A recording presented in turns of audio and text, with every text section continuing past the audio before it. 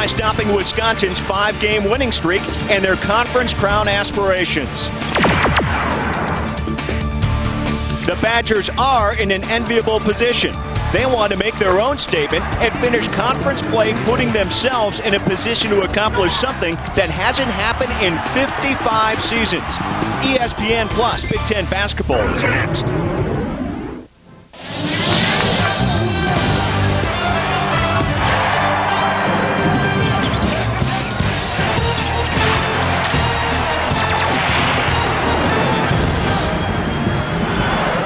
Welcome to the Kohl Center in Madison on a potentially history-making night. The Badgers are going for their first Big Ten title since 1947, taking on Michigan.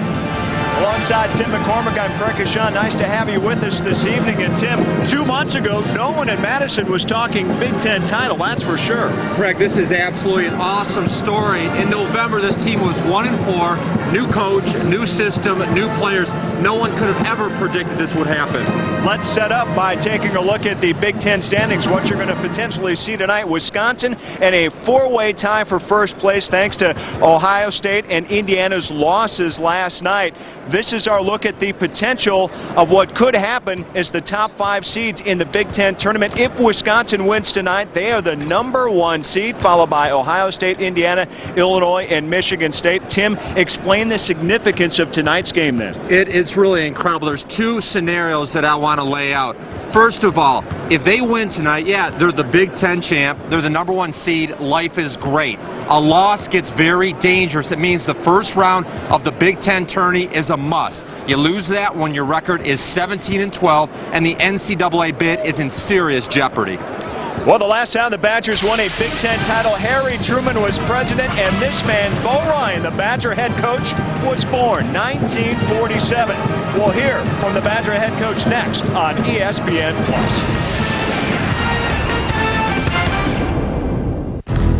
Now, your first source for round-the-clock sports news is even better. The new ESPN News. A brand new look with the enhanced bottom line that's always on and lets you know what's ahead. Constant score updates and live in-game stats. Highlights, news conferences, analysis, and more. The new ESPN News is here. You know, we at ESPN were always complaining about how there weren't any good places for sports fans to eat. Look, it's a hairnet, it's the law, all right? So we opened ESPN Zone. Non-stop sports coverage. Tons of cool games. Nice shot. And really terrific food. He got it. She got it. They got it. But really, ESPN Zone's a place where everybody, even grandma, can let loose. Booyah! Have fun. There's a place. Harry Rice is the touchdown scorer of the century. A place for discovery. And a place to remember. Thank you for touching us all. It's a place where your heroes never retire. This one's for John. The place is ESPN Classic. To get ESPN Classic, call 1-800-CLASSIC today. Most people don't realize the toll that anchoring the show takes on the human body. You know, these guys really can't afford to miss a show. So they're always pressuring me to give them a boost. All right, do you want Fred or Barney? I'll take both. Give me some Dino, Tim. Come on. All right. Come on, it can be pretty ugly. This is your esophagus. This is your ballpoint pen. This is the 9th time. Most of these guys have maybe 20, 30 good years. 40 tops. You gotta keep the pen away from your mouth. What are we doing here?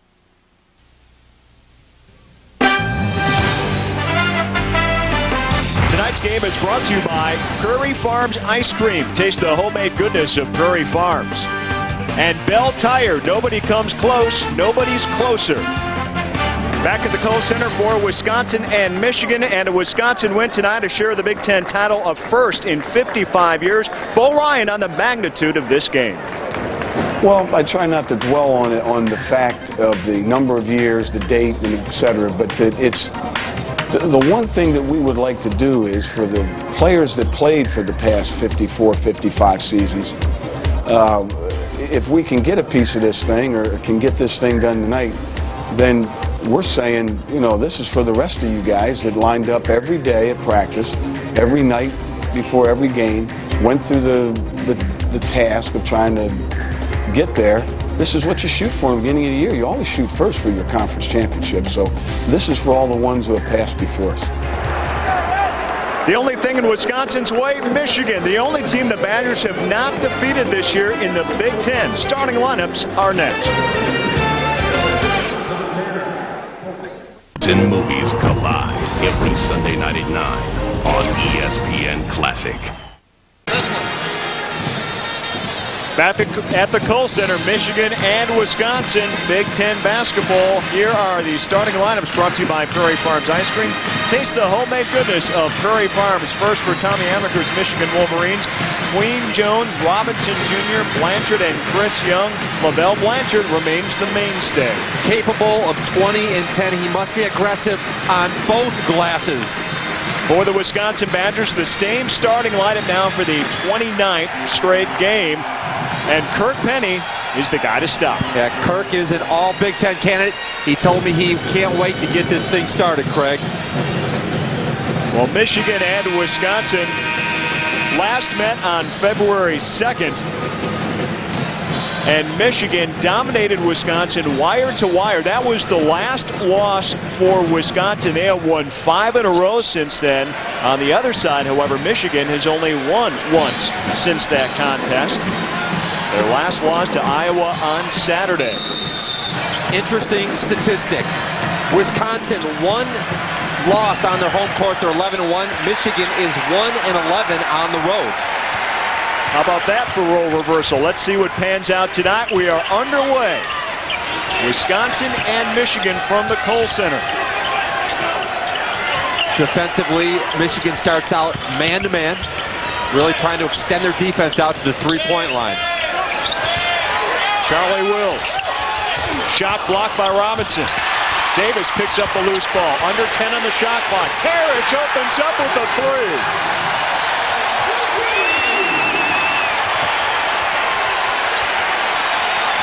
Defensively, man-to-man for Wisconsin. They play straight man. Very much containment, Craig. They're not going to want to let Michigan get to the lane. They want to encourage the jump shots. And our first foul of the game will go on Wisconsin's Dave Mader. That's a big foul because they're going to force feed the ball to Chris Young. Mader is a young player. They don't have depth at the center position. Mader had a career game in Wisconsin's last game, but that was 8 days ago against Iowa. They've had the whole week off since then.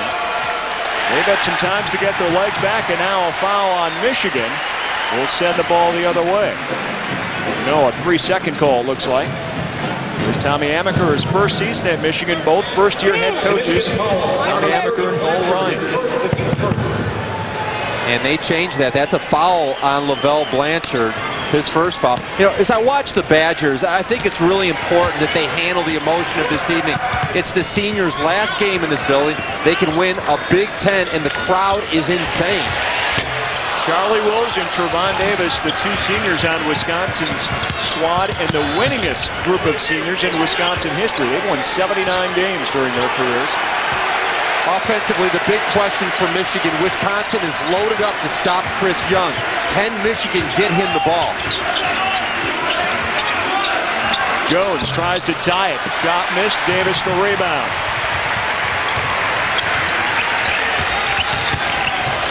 Davis pulls it back out. Notice offensively that Wisconsin is a grinded-out kind of offensive team. You know, they're not going to score easy points. They're not going to look flashy. They don't dunk the ball a lot. And so it takes a real mature approach defending them. You can't break down and gamble.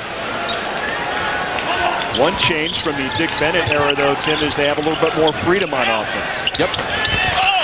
Wills inside, misses, Mader battles, ball loose. Blanchard comes out of there with it. Michigan down 3-0. Opening 2 minutes of this ball game from the Kohl Center. You notice defensively the adjustment they're trying to. Chris Young is going to get fronted in the post. Mader on him. Davis gives him some help.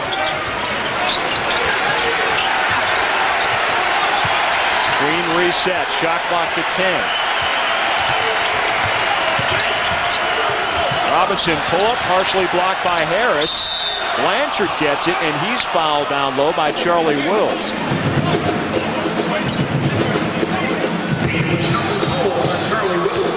And here you're going to see the #1 strength of LaVelle Blanchard.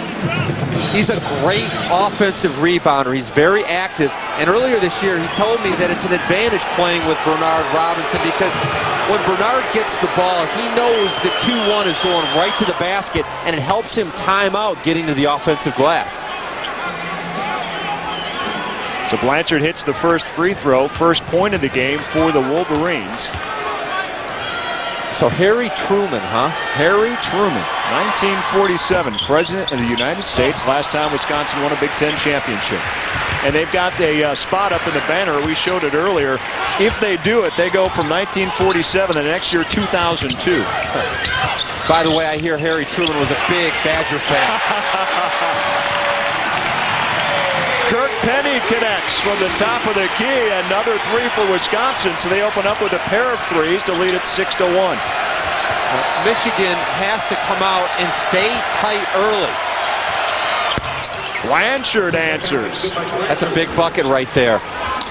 The crowd is significantly silent right now. They were getting crazy, and you know, if you let a team like this get out to a 15-5 run, the game is basically over because they are very hard to make comebacks against.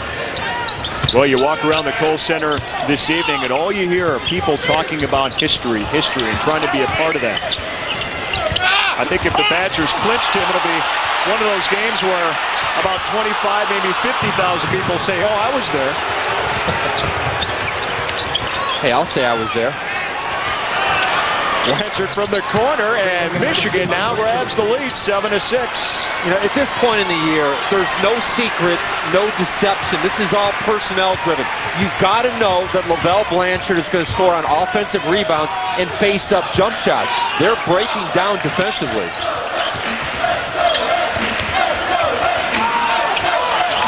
Well, Michigan really provides an athletic opponent to Wisconsin. It was certainly no fluke in that game in Ann Arbor earlier this month. Nice reverse by Wills. But what a beautiful delivery. Badgers back on top, 8-7. The question has to be asked regarding Wisconsin. Rest or rust? They've had 8 days off, and they look very sharp on the offensive end.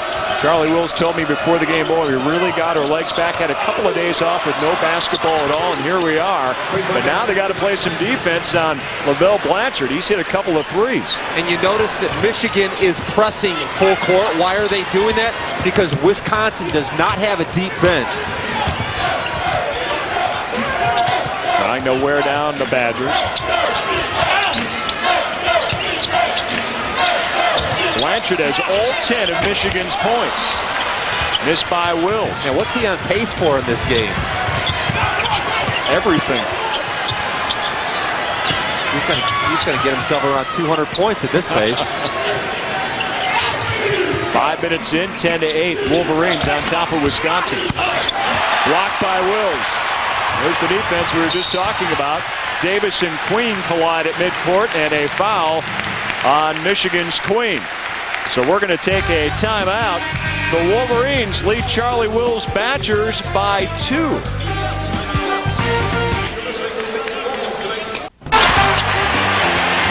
Well, you'd think it was an NBA All-Star weekend with a three-point shootout. That's what we've seen to start this game. What I anticipate in this game is compact defense. They're going to try to encourage the outside jump shot, and both teams have been very aggressive looking for the triple. Michigan, though, and Blanchard scoring all 10 of his team's points at this point, leading by 2. There's our three-point shooting.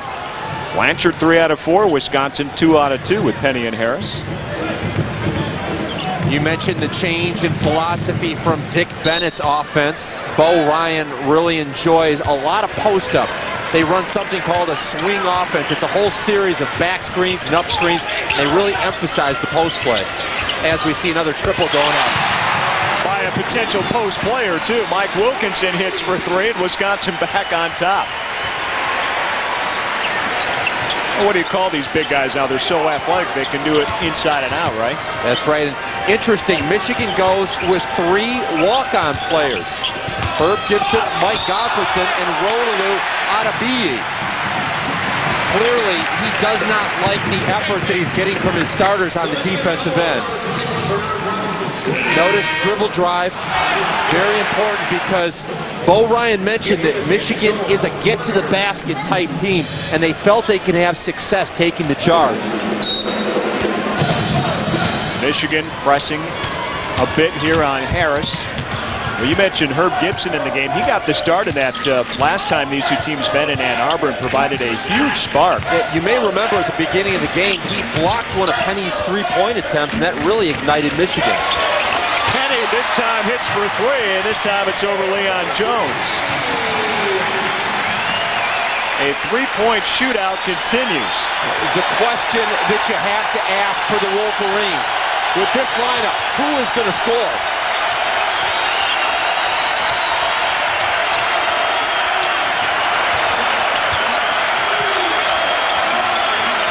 Chris Young could be one of those. Posts up on Wilkinson and hits. Notice how Michigan cleared out. There was no double team because of that. Badgers by 2. Freddie Owens into Wisconsin's lineup. Pass deflected down low. Penny got it back to Harris. He pops for 3, and it rolls in. Nobody can do any wrong outside the arc so far tonight. Tommy Amaker calls a timeout. His club trails 17-12. And it looks like a 30-second timeout. 13:02 to go. Wisconsin 5 of 5 outside the arc. Notice the collapsing defense. Beautiful spacing, but that's a defensive breakdown. Herb Gibson has to know that his job is to stay with 3-point shooters because this ball club is very well coached. As I watch Bo Ryan, I've got to believe that Big Ten Coach of the Year is his. He lost 4 of his 5 starters from last year, put in a new system, got off to a terrible start. And get this, 70% of the team's minutes are underclassmen, and he has a chance to win a Big Ten title? That's amazing. Unbelievable. Well, if he's not, something's wrong. There's no question about that. As you look at the scoring comparison, Michigan and Wisconsin just steaming outside the arc. Wisconsin has only taken 1 2-point attempt. But I'm really surprised that there have been so many wide open 3-point shots.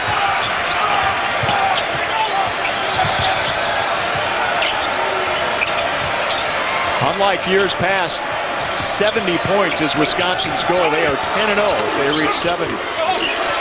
Young, nice control.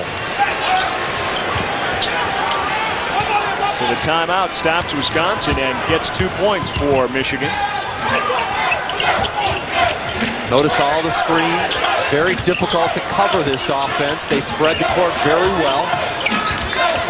Cross court, Harris to Owens. He brings it back in. Over Chris Young, a nice high arcing shot.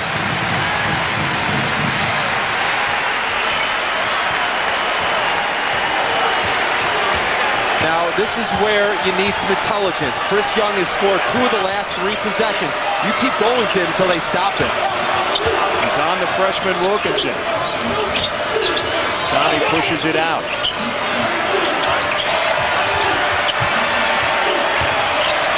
Owens on Groninger, back in the corner. Gibson lobs to Young. 8 on the shot clock. He had a good look, but just missed it.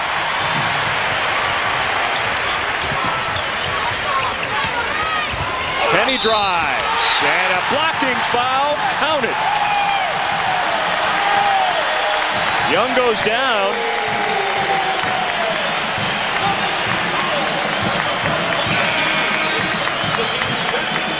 Notice Chris Young slides over a little bit late. And one thing that has hurt Michigan, Lavelle Blanchard got off to one of the best starts that we've seen in his career. He had 10 points, but then he sat on the bench for the next several minutes. A little bit surprising.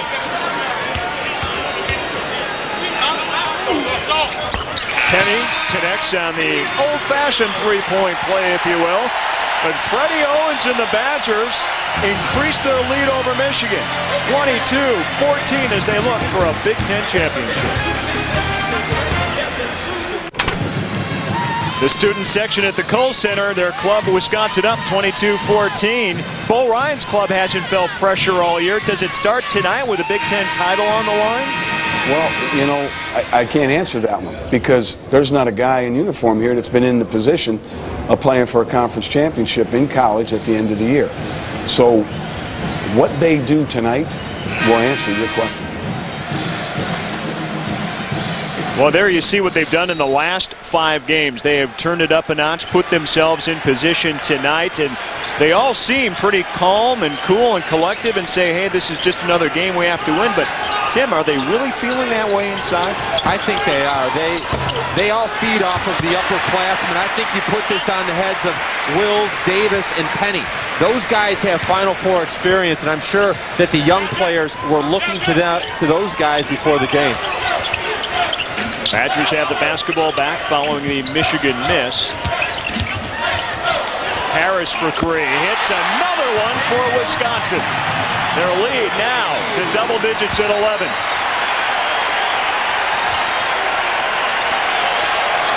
Blanchard had the ball there, and again, he's been in and out after scoring that first 10 points as Robinson Jr. hits. It's been an interesting first year for Tommy Amaker's club. You say beginning of the year, do you like this club? Now we're at the end of the year. Does he like this club? As I look at his roster, he wants gritty, tough players. And my guess is that he would probably only recruit 1, maybe 2 of the guys on Michigan's current roster. And he's got quite a class coming in for next year. Ooh, Bo Ryan didn't like that one. He felt his defender had feet set.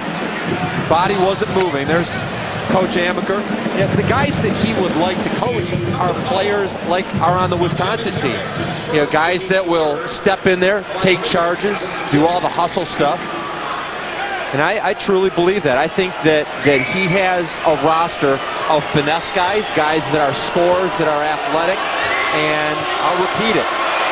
On his roster, I bet there's only 1, maybe 2 guys that he really thinks that this is my kind of player. And that's part of the frustration that you go through, though, because you inherit the club. That's right. And eventually he'll get his kind of players. But in the meantime, there's got to be a meeting in the middle.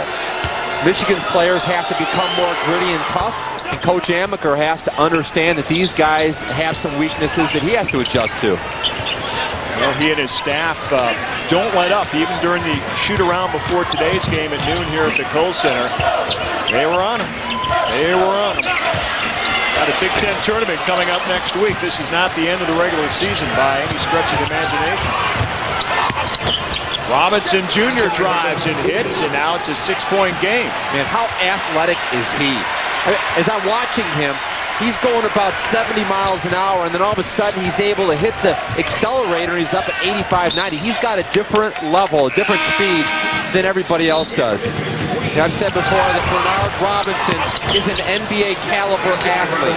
He's got a lot of stuff he needs to improve in his game, but the athleticism, without question, is there.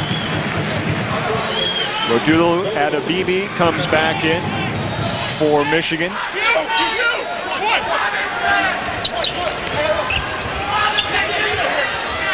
Penny. Zone defense out of the break. Michigan really hustling out to cover Wisconsin outside the arc, extending that defense. Maybe a little dangerous to zone a team that's shooting the ball so well beyond the arc. Downtown, Kirk Penny. He says it doesn't matter. We're going to make it. The Badgers are perfect outside the arc. 7 for 7. All man so far, Craig. Blanchard misses. Again, he had the first 10 points for Michigan. Drive to the hoop by Davis, and they say you lost it out of bounds. Worth noting that after the quick start, Lavelle sat down for a long stretch. He has not been the same on the offensive end. That touch is gone. You'd all surprised that Michigan is shooting 54% from the field, and they're on the verge of getting blown out in the first half. Penny a rare 2 in this first half for Wisconsin. And a foul away from the ball on Wisconsin. Looks like Dave Mader again, and that will be his second. Call made by Tom Rucker. 30 years as a Big Ten official. He's going to be retiring. His last official Big Ten event will be on Sunday. He is a very high caliber man, and the NCAA is going to miss him a lot. He's one of the best that I've ever seen. Very popular. He wasn't so good when I was playing, though. Well, he got better over the years. Is that what you're saying? Okay. It coincided with my leaving. There you go. Ed Hightower and Mike Sanzier are his partners in crime, if you will, this evening.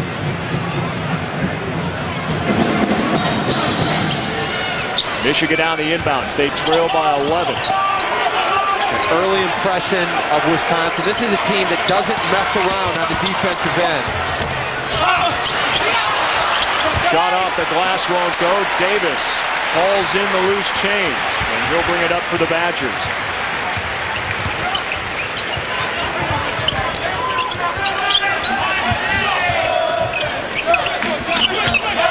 A little surprising for a team that's supposed to be so good posting up. We haven't seen anything at all from Wisconsin posting up back to the basket. And they'll say like anybody else, we don't want to take too many threes, but they haven't missed any yet either. Owens drives, and a foul before the shot on the Wolverines, and it's going to be on Jones.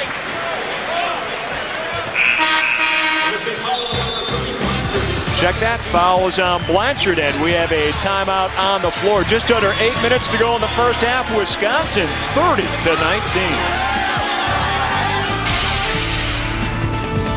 19-8 over Northwestern. That is midway through the first half up at Williams Arena. 30-19 Wisconsin here. Again, the importance of this victory tonight for Wisconsin, a win and a #1 seed in the Big Ten tourney, a share of the Big Ten championship. But what if they lose? Dangerous, because they go to the Big Ten tournament needing a win. If they lose the first round game, they're 17-12, and that's definitely on the bubble, especially because they would have lost their last 2 games. Air ball by Harris.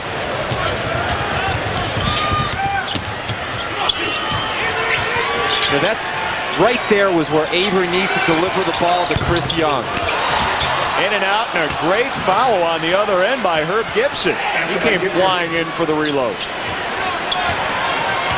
Big hoop for the Wolverines. Get within 9. How do you like the start by Penny? 5 out of 6. He's got 14 points. 2 more for Wisconsin. The senior Davis goes to work. Penny is so much improved over a year ago, and he's been good since his freshman year. But he is so much stronger, doing so many more things offensively, becoming such a weapon as we see Davis. Javon Davis, not a great mid-range player. He's all the way to the rim. Really benefited from playing behind Mike Kelly. Kelly was a mentor, taught him how to handle the point guard, and now you see the fruits of their labor. He just had a great season. And Lavelle Blanchard is going to have to sit. He has 3 fouls. If there is an Achilles heel to his game, it's on the defensive end of the court.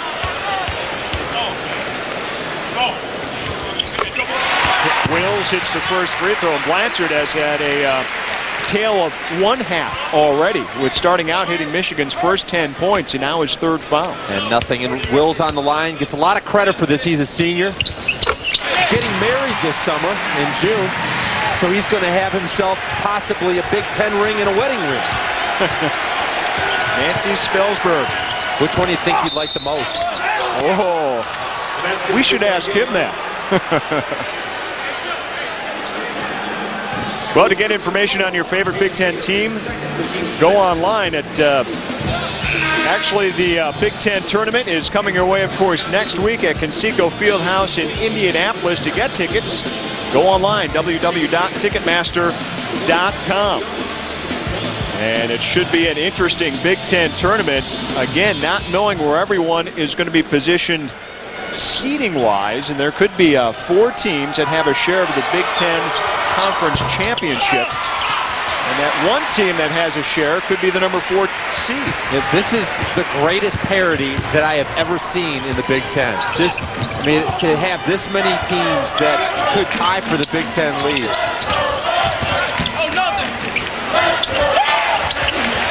Wisconsin and Northwestern so improved, the 2 teams out of the Big Ten. I mentioned that Bo Ryan is going to be the coach of the year in my eyes. Bill Carmody deserves a lot of credit too. No doubt. Here's Northwestern squad up at Minnesota. As we showed the score, they were trailing in the first half. They're 6-6 in Big Ten play. I get the sense that Tommy Amaker standing aside saying, you know what, I need a guy like Trevon Davis that's going to dive on the floor and get me some floor burns. This is all about hustle, and I want to reiterate this because it's really incredible. Wisconsin lost 5 of their top 6 players from last year's team, and they're playing for a Big Ten title. And they had 2 players transfer out and 2 players lost to injury to leave them with only 8 scholarship players.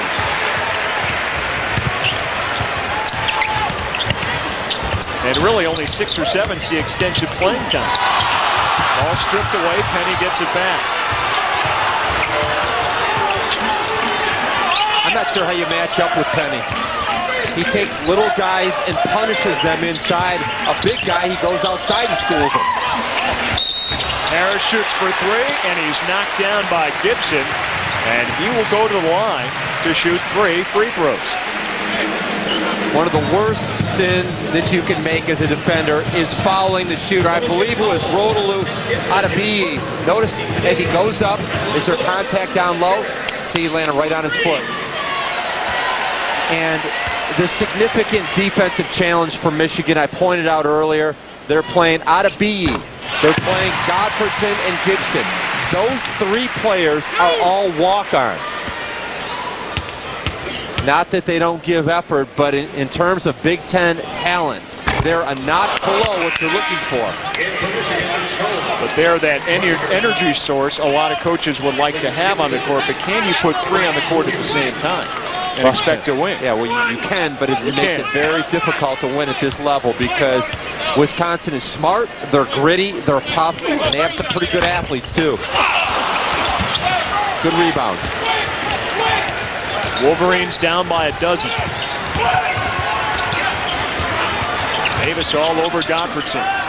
Croninger fires, draws nothing. Wisconsin comes up with a loose change. Here comes Davis. Just over 5 minutes to go in the first half.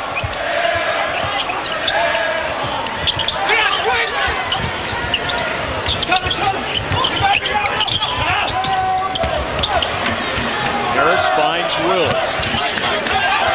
I do like the defensive effort of this Michigan unit, though. They're really working. And Harris kisses 2 off the window. Lead now at 14.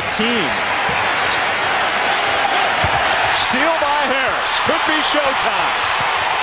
Jams it and the foul. Adebayo came in from behind. Probably should have let him go.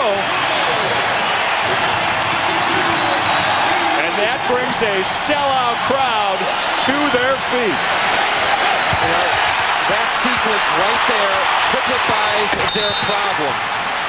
They have guys that are not Big Ten caliber players that are counted on in significant roles. And I don't want to discredit the job that they do. They're athletes, but first and foremost, they're students. And they're being asked to carry a Big Ten team. That's an unfair challenge for them.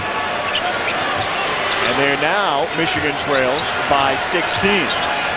And remember, Wisconsin is not a team that you're going to come back against. They defend way too well. And on offense, they protect the ball and they take their time. Shot clock down to 7. Jones in the corner, Three ball in the way. It won't go. Gottfriedson had to fire it up with 2 seconds on the shot clock, and another Wisconsin stop, one and done for the Wolverines.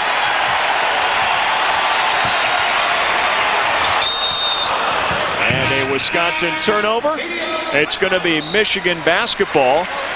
And there is a timeout on the floor. The Badgers once again shooting the ball very well, up near 60%. Bo Ryan's club out in front by 16. Well, after a midseason slump, Devin Harris has averaged 13 points over the last 5 games. All wins, by the way, by Wisconsin. He's got 12 tonight.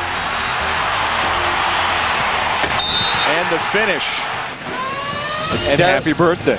Devin is going to get a lot of recognition for Big Ten Freshman of the Year. I believe that Rick Rickard from Minnesota will get it. But at least getting some votes would be a nice birthday gift. Well, if the people holding the sign had any say about it. Right on his season average. Boy, when Harris went down for the, not only down by injury, but by production at midseason, that's when the Badgers slumped. He comes back, and they have won everything. Long three won't go. See, if Michigan does not have a post game, they don't create off the dribble. It makes them very easy to cover. And on the other end, how do you cover Wisconsin? I mean, everybody is a weapon. They've got 6 guys that have led the team in scoring this year. These guys are all weapons. And he drives off the window for 2 more. All right, Kirk Penny with 16 points in the first half.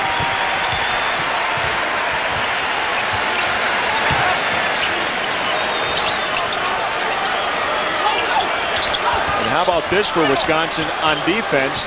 5'10" Trevon Davis leading him in rebounding with 7. Look at him battle for another one. Queen, nice pass down low. Shot won't go, however, for Colin Dill. Coming up at halftime, we'll talk more Big Ten tournament, and we'll meet a Michigan women's basketball mainstay and learn about a unique gift given to the University of Wisconsin. And then Tim and I will look back at first half highlights and numbers, all coming up in just a few minutes from the Kohl Center. Another substitute. Colin Dill into the game. What does he have in common with some of the other substitutes? He's a walk-on. The feet carried him in to Chrysler Arena. He's got that too. I'm really enjoying watching the way Wisconsin plays. They are a confident group. They execute their offense. They have fun, and they seem to trust each other on defense, and that's very unusual for such a young team. Well, it's no fluke that Bo Ryan has had a successful season. If you just look at his record, he is flat out not used to losing. I mean, 18 years as a head coach, 400 wins, 114 losses. Doesn't matter what division level you're coaching at. 4 national championships in Division III.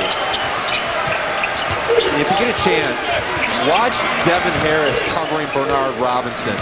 He's like Velcro. He's just giving no airspace. Michigan forced to reset again. Queen in the corner. 5 on the shot clock.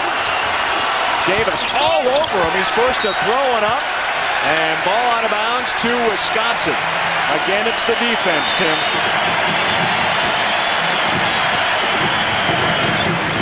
So far, this has been the equivalent of a pitcher throwing a shutout. Michigan is getting nothing accomplished. And you're going to talk about the fact that they're not getting good shots. Well, there's a reason they're not. This defense is awesome. Wilkinson misses the hook, and that's when a pitcher says, I'm relying on the guys behind me, on those ground balls and pop-ups. I'm kind of interested to see, when Michigan gets into a little bit of a struggle offensively, a lot of times it seems like they'll start to go independent. They say, well, you know, I'm going to go ahead and get mine. They want to take the team on their back. That's not the way you do it. Very much a different game than when these two met in Ann Arbor back on February 2nd. It was all Michigan. And this time Charlie Wills fouls Chris Young. And we had a chance to talk to Chris Young before the game. And I said, last time I saw you, you were sicker than a dog. And that was that Wisconsin-Michigan game. And Ann Arbor left the game about 3 times in the first 6 minutes. Had to run to the locker room. He had the flu. I don't need to say any more, but he came back and just tore apart the Badgers. Yeah, his story was more graphic than yours. But Chris Young is the kind of recruit that Tommy Amaker wants to target. He loves Michigan. He's the kind of guy that will bleed maize and blue. And he's been a hard worker, and he's got character. And those are the kind of kids, if you bring them in, they're going to work hard because it means a lot to them, and eventually they're going to have very good careers. And I look at Chris Young, without question, he is Michigan's best player this year. I don't think there's any doubt about that for me. Approaching a minute to go here in the first half. Wisconsin has not done much wrong in their efforts to try and win a Big Ten title. Look at the effort right there by Penny and Freddie Owens to keep it alive. A 22-point cushion for Wisconsin. And when you've given up 45 points in the first half, it's all about the lack of effort on the defensive end of the court. I mean, forget shooting percentages and rebound. That's all about defense.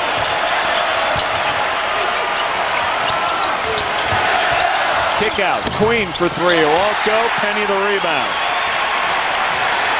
Michigan, after a sizzling start, has cooled off considerably, and it's been all Wisconsin. Final 10 seconds. 17,000 plus on their feet to close out the first half. Davis drives and loses it out of bounds with 3.3. Wisconsin will get one last quick shot. Tommy Amaker clearly not happy on the bench. He doesn't look very happy to me, Craig. Not at all. I'm a color analyst. That's my job, to give that kind of perspective. He doesn't look happy. Harris, great fake. Shot is good to close out the first half. Devin Harris and the Wisconsin Badgers are well on their way to their first Big Ten championship in 55 years. 48-23 over Michigan. Wisconsin's the cut, Michigan standing.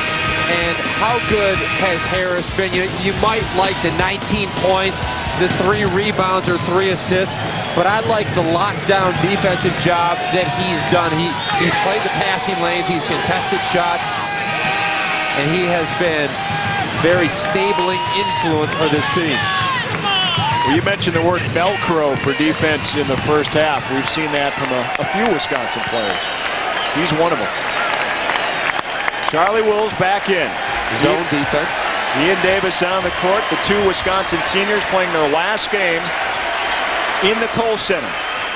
Remember, call your friends if you like to see crowds run on the court. It's been 55 years.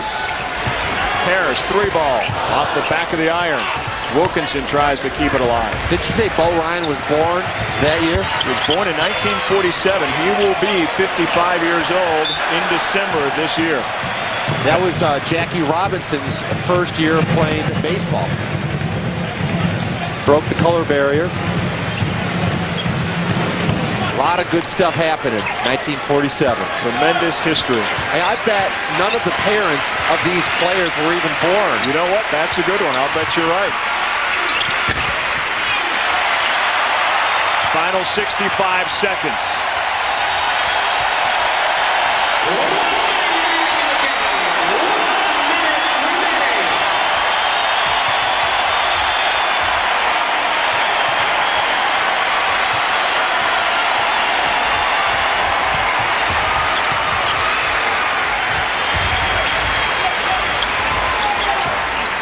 Penny on the baseline. Shot clock winding down for Wisconsin. Baseline shot. One-hander good by Penny, but it won't go. He stepped on the baseline, says Tom Rucker, so a turnover. Craig, I'd like to share a comment that Bo Ryan told his team earlier this season. and it's so poignant. He said, do the ordinary things well, and something extraordinary can occur. There you see the sign, Big Ten champs, as the crowd honors Davis and Wills, two Wisconsin seniors who clearly set the pace for this young group. Guys like Owen and Harris saying before the game they want this win for those guys. Harris on the break. Showtime! Lock it up. Big Ten champion Wisconsin.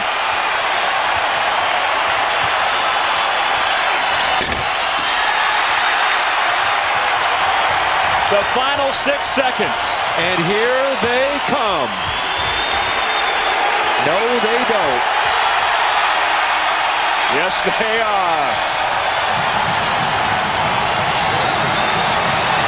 Wisconsin clinches a share of the Big Ten title, guaranteed the top seed in the Big Ten tournament coming up next week. Their first Big Ten title, folks, since 1947. Chaos at the Kohl Center as they celebrate the victory. Wisconsin and the coaching staff.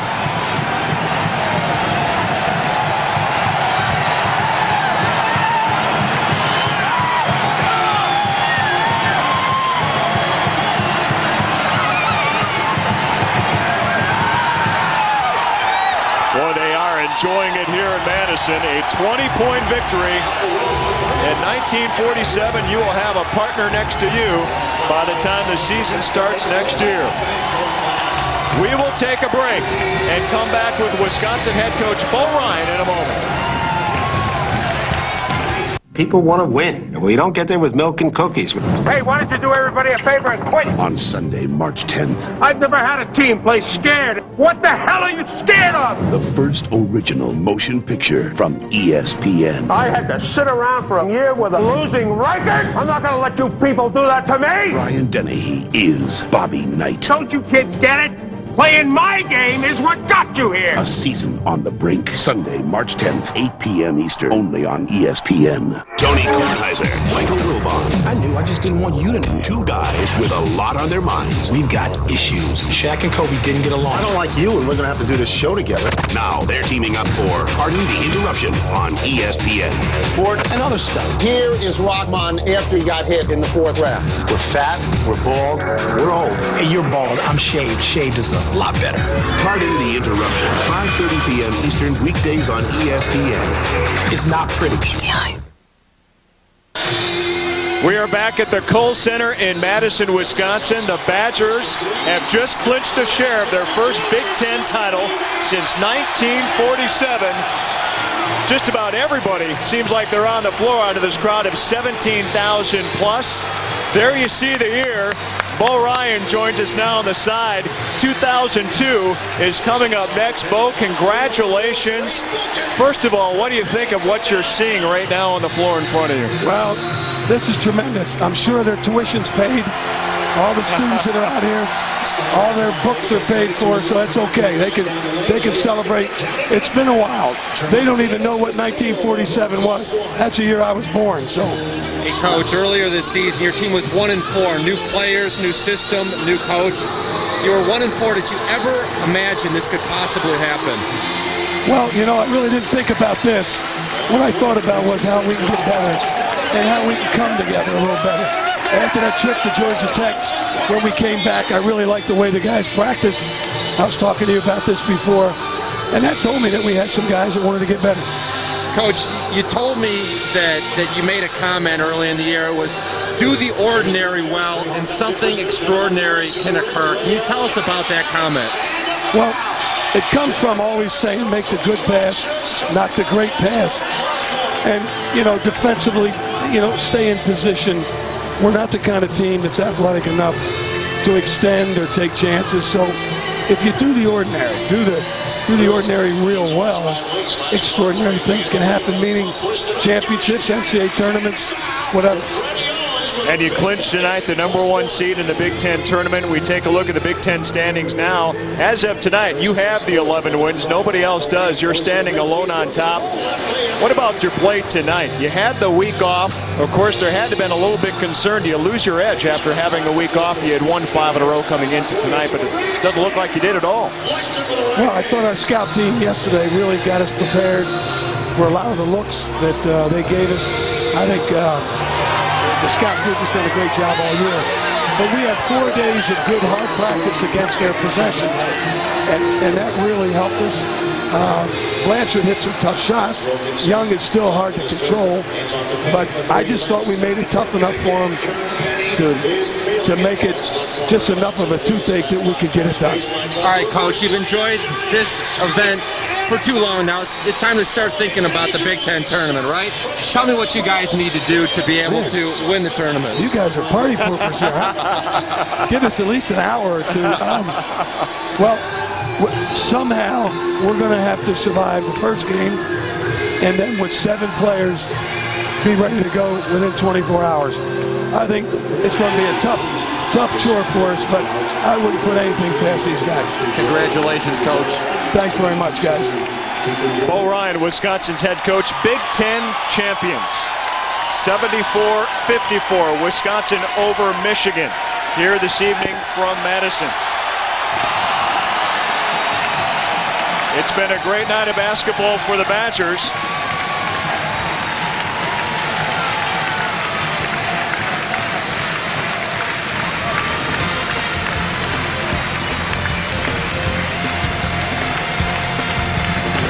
Again, Wisconsin wins it by 20. Coming up this Saturday, it's Penn State and Purdue, a triple header of basketball on Big Ten Network here on ESPN+. Northwestern and Indiana, and Iowa and Michigan State. For Tim McCormick, I'm Craig Michaud saying so long. This has been a presentation of ESPN+, the worldwide leader in collegiate sports television.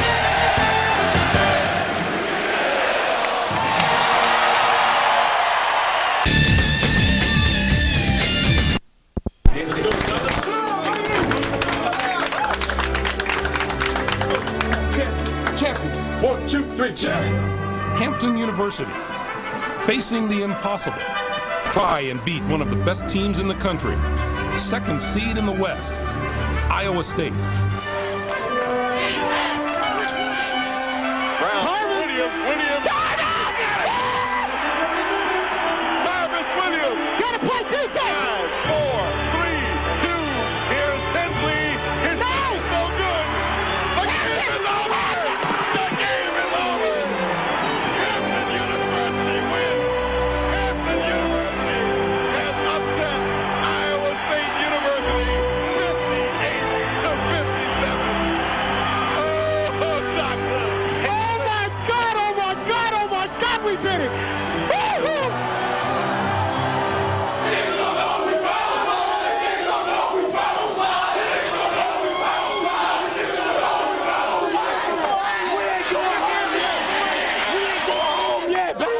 Fellas, you got a great opportunity at hand here. Nobody, as you know, is giving you a chance to win this game. We are the blue-collar people. They've got the blue chipper guys in that other locker room, but we're the blue-collar people. That means you come in, you put in a good day's work, a hard day's work, and that's what it's going to take in this basketball game tonight. Don't you even think for a minute that you are not good enough. You St. Joe's, you individually, you collectively. You've been good enough 25 times. They called your name for a reason, because you're one of the best teams in America. St. Joseph's of Philadelphia, one of the smallest schools in the tournament.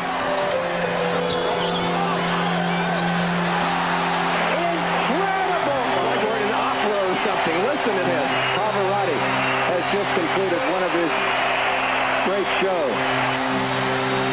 No, not Pavarotti, just Marvin O'Connor. A virtuoso performance against Stanford, but it still wasn't enough.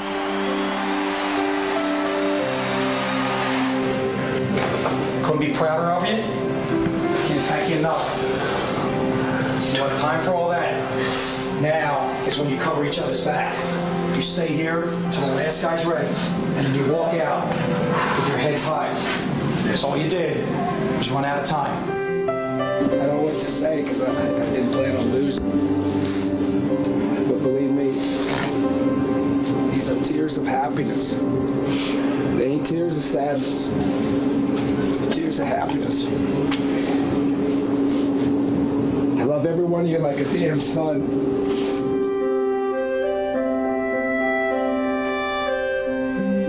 For the Pirates of Hampton, a week of miracles and misery they wouldn't have missed for the world. What time is it? Game time! It's my time, you know! The Wildcats of Arizona, under the inspired hand of Lute Olson. There's the horn, and the Cats are going back to the Big Den!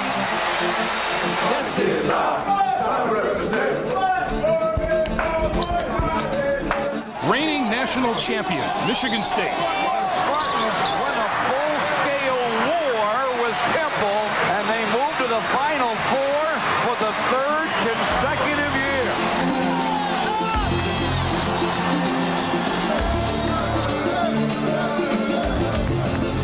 Gary Williams and the Terrapins of Maryland. They've never made it this far.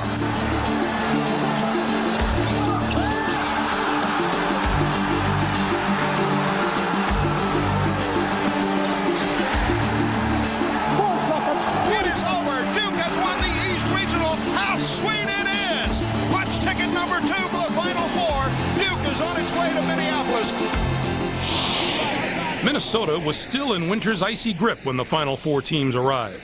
And when there were two, it was powerhouse Duke and sentimental favorite Arizona that were left to fight it out for the national championship. 1, 2, 3, win! 1, 2, 3, win! Champions in one national semifinal, while the South and the West will meet in the other. And then the national championship game will be contested on Monday night, April the 1st. Also, of course, in Atlanta, Georgia. By the way, CBS will telecast the Final Four in HD TV. Bonnie Bernstein has been stationed at the NCAA Hall of Champions in Indianapolis throughout selection weekend. She joins us now with more on the brackets and changes in the tournament setup this year. Bonnie. Hi, Greg, and welcome to the NCAA's Hall of Champions here in Indianapolis. Begin at the very top with the top-seeded Maryland Terrapins. Under Gary Williams, the Terps 26-4, the ACC regular season champions. They will play the winner of the opening round game between Alcorn State, the regular season and Southwestern Conference tournament champions, and Siena. Siena at 16-18, but the Metro Atlantic Athletic Conference tournament champions. The 8th seed in the East is Wisconsin, one of the Big Ten's 4 co-champions during the season, against number 9 seed St. John's. The Red Storm under Mike Jarvis, who joins Louis Carnesecca as the only coach to take St. John's to 2 straight NCAA's jubilation in Jamaica, New York. St. John's on its way. Continuing in the East, the number 5 seed, the Golden Eagles of Marquette, 26-6 on the year, their first NCAA tournament since 1997, and the Golden Hurricane of Tulsa. They will play on Thursday in St. Louis, Missouri. John Phillips takes the Golden Hurricane to the tournament in his first year. The number 4 seed. And welcome, everybody. We are live at the Alumni Recreation Center in Loudonville with the head coach of the Siena Saints. Didn't take long to find out, Coach. Alcorn State, Tuesday night in Dayton at 8 p.m. in the so-called play-in game. Your initial reaction just seconds after we heard? Well, that we're really going to the tournament. Yes. We're excited. You know, my initial reaction is to turn to my assistants. And we got to get to work and find out as much as we can about Alcorn State. But just the reality of seeing your name up there and the excitement of all the people here and everything is wonderful for Siena basketball. Yeah. As you can see in here, we have well over 1,000 people here on campus checking things out live here. Now, Alcorn State, the thought is you've got a very quick turnaround. You've only got about a day to get ready for this. You fly out, I guess, in the morning out to Dayton? Yep. We'll make those arrangements tonight, and we'll get to work on scouting them, and we're excited. We can't wait to go. We look forward to Tuesday. What about Maryland? You think about that? You see your name right up there next to Maryland, the big boys. Yeah, well, we're just going to worry about Alcorn State for now, and when the time comes, you know, the one thing I know is if we get the opportunity to play them, we won't back down. Well, best of luck to you, Coach, and thanks for joining us. Thank you. Okay, Siena head coach Rob Lanier, his Saints here on campus just found out they will play Tuesday against Elkhorn State, 8 p.m. out at Dayton University. Now let's send it back to network programming. Illinois, the Salukis round out the East region.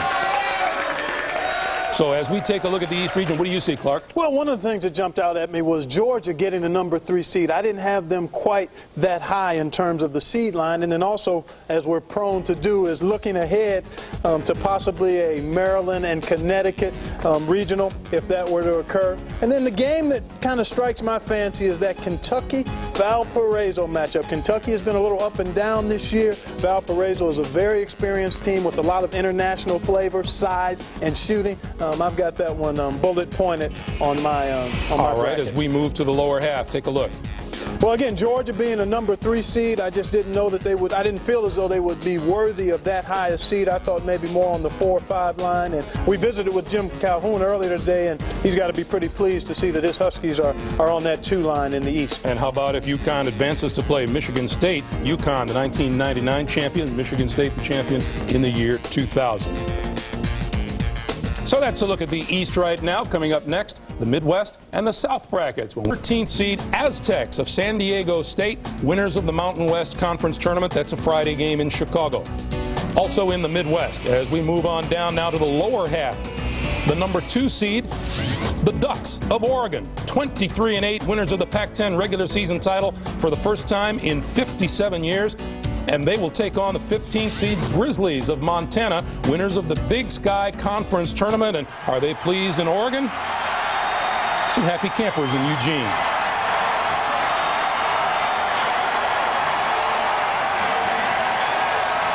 As we continue in the Midwest, the 7th seed, the Demon Deacons of Wake Forest, coached by Skip Prosser, a 20-12 year. Wake's 9th NCAA appearance in the last 11 years. They'll meet the 10th seed, the Waves of Pepperdine, tied with Gonzaga as the West Coast Conference regular season champion, and they are happy in Malibu as well.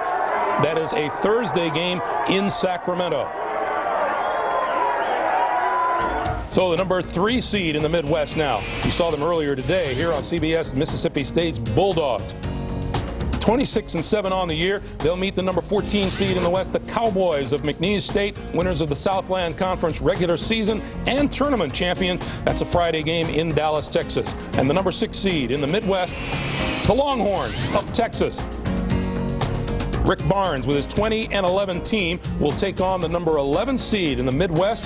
That's the Eagles of Boston College, making their 13th NCAA tournament appearance, and that is also a Friday game in Dallas. So that's a look at the Midwest, and with that, let's go out to Indianapolis and join Jim Nance and Billy Packer. Guys. All right, thank you, Greg. Billy, let's begin on the top half of that bracket in the Midwest with Kansas, the 1 seed, and a very interesting and compelling 8-9 game between Stanford, Western Kentucky. A couple of premier big guys will battle in that one. Borchard, Marcus. Yeah, we had Chris Marcus in the last year, playing against Florida, an outstanding player, and I think that Western Kentucky played so well without him this year that they'll give Stanford everything they can handle. And just looking ahead a little bit, if Kansas gets by Holy Cross, what about a Kansas-Stanford or Kansas-Western Kentucky matchup? That size against the Jayhawks, because they both have size there, Stanford and Western Kentucky. Well, Jim, everybody knew Kansas was going to be a #1, but with that loss today at Oklahoma, does it take some of the luster off this team mentally? Because I really felt the way they played against Bob Knight's team just yesterday that it may have separated itself from the field, but that's obviously not going to be their state of mind coming in. You see Florida, Creighton, and Illinois, San Diego State, a possible Illinois-Florida second-round matchup. They had a matchup 2 years ago in the second round. Well, how about Steve Fisher coming back to the Big Ten? Yep. He knows those teams. He ought to know those teams well. At Illinois, very, very well. Let's look at the bottom half of the Midwest bracket. And, Billy, let's talk about the 2 seed. How about that celebration out in Eugene? It looked like it was a full house for another game other than just watching the selection. So a tremendous year. They did not lose in that arena, so I guess the fans just love to be in that environment. But something jumps out at me right here. A Wake Forest team that last year came to the NCAA tournament with a lot of hope and was blown away by Butler, going up against a team that has destroyed some high-ranked clubs this year in Pepperdine. All right, Mississippi State's the 3 against McNeese State, and Texas against Boston College. BC, some were wondering, would they make it in? They got in. Well, BC guards, and you can tell that they got in maybe by a hair, Jim. That has to be one of the last teams that made it in that large situation. Great guard play at Texas going against great guard play at Boston College. That's an interesting matchup, both at 20 and 11. All right, Billy, let's send it back for now to Greg in New York. Greg? All right, Jim, Billy, thanks very much. So let's take a look now, as we've already taken a look at the first half of our brackets. The winners of those two regions will play each other in one of them. In the South, Coach K's Duke Blue Devils. Mike Krzyzewski has won 3 NCAA titles at Duke. Duke makes its 26th tournament appearance. So the number 1 seed in the South is Duke at 28-3. And we have the South number 1 seed Duke. There they are. And what they'll do is they'll take on the number 16 seed in the South. And those are the Eagles of Winthrop at 19-11. That is a Thursday game in Greenville, South Carolina. Winthrop, winner of the Big South Conference Championship. The number 8 seed is Notre Dame, the Fighting Irish, at 21-10, making consecutive NCAA tournament appearances for the first time since 89-90. They'll take on the 49ers of Charlotte. Bobby Lutz's Niners, their 5th NCAA bid in 6 years. That's also a Thursday game in Greenville. The number 5 seed in the South, the Indiana Hoosiers. Indiana's 17th straight trip to the NCAA tournament. And they'll take on the 12th-seeded Utes of Utah, coached by Rick Majerus. That's a Thursday game in Sacramento, California. The number 4 seed in the South, the Trojans of Southern California. USC advanced to the Elite 8 last year. They're 22-9 this year. And they'll take on the 13th-seed Seahawks of UNC Wilmington. And that's a Thursday game in Sacramento. Now, all the way to the bottom now of the South region brackets, the number 2 seed, the Crimson Tide of Alabama. They make it their first NCAA tournament appearance since 1995, 26-7 on the year. They'll meet the number 15th seed Owls of Florida Atlantic. Their first trip to the NCAA tournament, Thursday in Greenville. The number 7 seed Cowboys of Oklahoma State at 23-8. Eddie Sutton, one of 3 coaches to lead 4 programs to the NCAA tournament. They'll meet the number 10 seed Kent State Golden Flashes. Kent State on a 17-game winning streak. And are they pleased in Kent, Ohio? You bet they are. That's a Thursday game in Greenville. Let's finish out the South region now. 3rd seed in the South is Pittsburgh. The Panthers earn an NCAA tournament berth for the first time since 1993 with a 27-5 record, and they will meet the 14th seed Blue Devils of Central Connecticut State, 27-4. They won the Northeast regular season and tournament. That's a Pittsburgh game on Friday. The number 6 seed in the South, the Golden Bears of California. The Bears make consecutive tournament appearances for just the 2nd time in more than 40 years. They'll meet the number 11 seed Quakers of Penn at 25-6. That is a Friday game in Pittsburgh, and in Philadelphia, the Quakers celebrate. The Ivy League champions are going to the tournament. So as we take an overview of the South region, what do you see, Clark? Well, I looked at that Cal-Penn matchup. Penn was a team that many thought would have enough on their resume to make it as an at-large had they not qualified by winning the Ivy League championship. I think that's an intriguing matchup, and we always tend to try to look ahead. What about a possible rematch of an Elite 8 game that took place last year between Duke and USC? As we look at the bottom half, how about the possible 2nd-round matchup? And this could be just a regional matchup between Penn and Pittsburgh. Exactly. That would be an interesting one. Both really having solid years. And then Kent State, a team that's won. They don't want you to slide them, Greg. I think they got one more win on that win streak, 18 after last night. But they're a team that's played extremely well of late. And Oklahoma State, on the other hand, has struggled just a little bit coming down the stretch. Let me ask you about a possible Oklahoma State-Alabama matchup. Oklahoma State reached the Final Four in '95. They beat Alabama in the 2nd round that year. As always, the bracket provides possibilities that could be endless. Exactly, and we tend to try to explore all of them. And the one great thing about this tournament is that it'll all be decided on the sidelines, between the lines, and we don't know where the stories and drama is really going to unfold. Okay, a reminder for you, folks. Following the selection show, you can get a complete NCAA tournament coverage, including printable brackets and scouting reports on all 65 teams, only at cbs.sportsline.com. America Online users enter the keyword CBS Sportsline. Just one bracket remains, and that's the West. Gonzaga, well, will be headed out there, but who they'll be playing in the first round, we'll find out right after this message and a word from your local station.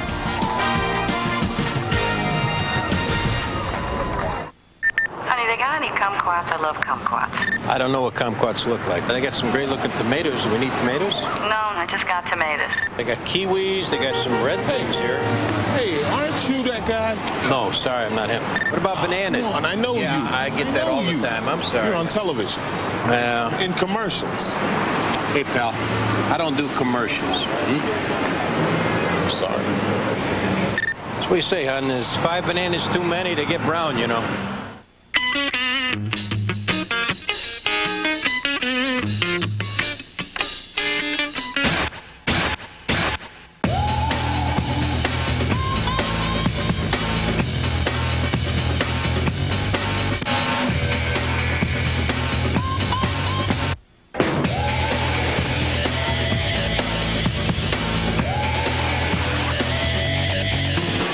Smirnoff Ice Premium Malt Beverage. Drink responsibly. Where am I? Buckle up for the ride of your life with a special edition video that's loaded with 20 minutes of bonus footage. Bow your head! Planet of the Apes, now for the first time ever. Own it at a low, low price. Why should you consider getting an education in the Navy? This is one of your classrooms. Navy, accelerate your life. Introducing the Isuzu Axiom. It says sexy city styling. It has a V6 with 230 horses. Giddy up. Leather trim seats, smooth and supple. Plenty of cargo space, too. And America's longest and sexiest warranty. The Isuzu Axiom. You want one, don't you? Now get 0% financing for up to 5 years or $3,000 cash back. Don't miss an all-new Survivor on its special night, CBS Wednesday. Northstar can help you out of your current GM lease into a new Pontiac or GMC no matter where you bought your car. If you drive a Buick, Olds, Pontiac, Chevy, or GMC, you may be eligible to drive away a new Grand Am for as little as $229 a month with no money out of your pocket. No down payment, security deposit, or first month payment, and no further payments on your GM lease. Bring the newspaper to any Northstar dealership. Compare their prices with our everyday low prices. We're going to win you over. Northstar Pontiac GMC, your best deal under the stars. Okay, remember our criteria. Wholesome, the girl next door. Red hair, freckles, and 100% Irish. All right, let's bring in our first contestant.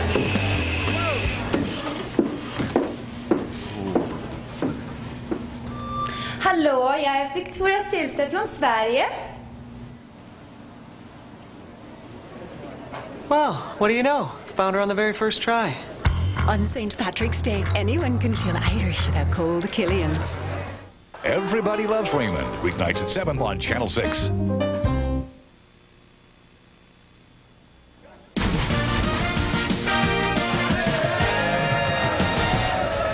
There's a live look at the Big Ten tournament champion Ohio State Buckeyes. They know they're headed west. They just don't know who the opponent is right now.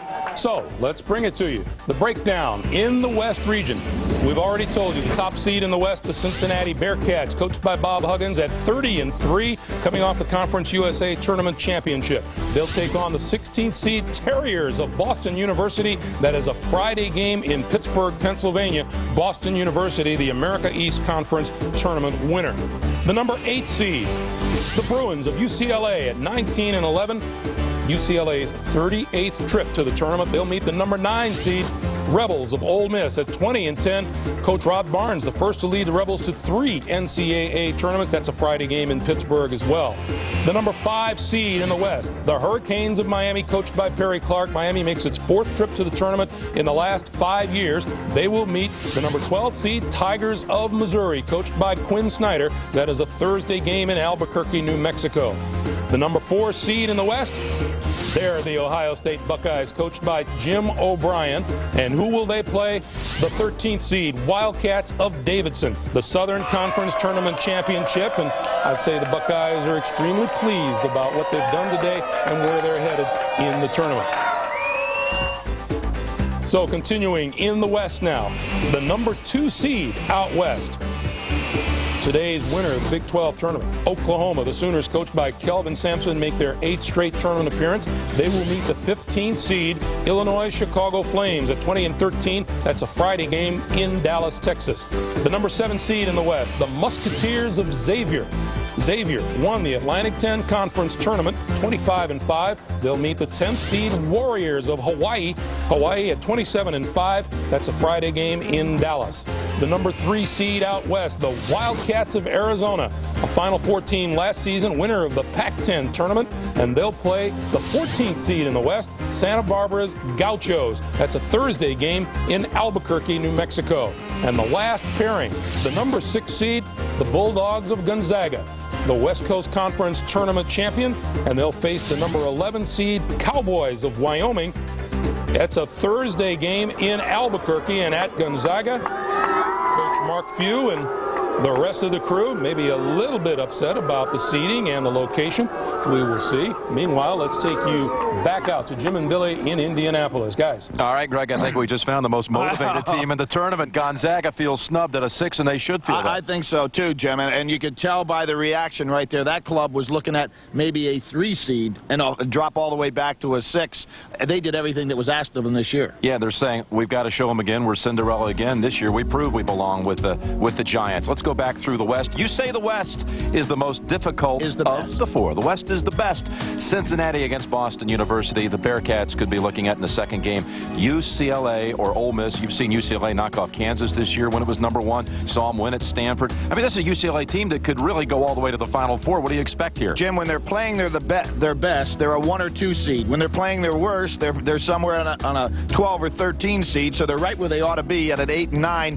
Very difficult assignment in Ole Miss, but UCLA is the kind of team, as we have seen, playing against the likes of Kansas, that can beat anybody in the country when they're rolling. Obviously, Missouri, one of the last teams in, and at large 12 seed going against Miami. And Ohio State also, I think, has reason to perhaps complain here. They win the Big Ten championship, and they don't get any kind of regional preference. They go all the way to Albuquerque. Now, at the bottom of the bracket, Billy, Oklahoma wins today against Kansas, but just stays on the 2 line. Well, you know, I thought that if they were to win that game, it would jump up to a number 1. But what it does do, Conference USA champion, Big 12 champion, Pac-10 champion, and Big 10 champion, all in the same bracket. Hawaii against Xavier. Any thoughts on that one?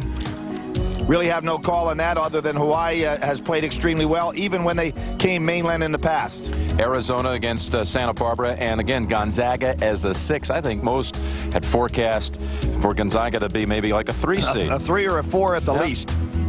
All right, Billy, let's go through the Sweet 16 seeds now, the top 4 seeds in each region. This is how you usually determine the difficulty. You try to figure out which one's the hardest, and you say the West is the best, and which one would be second? Well, they have 2 number 1 seeds, in my opinion, right there. And then I'd jump over to the East, Maryland, Connecticut.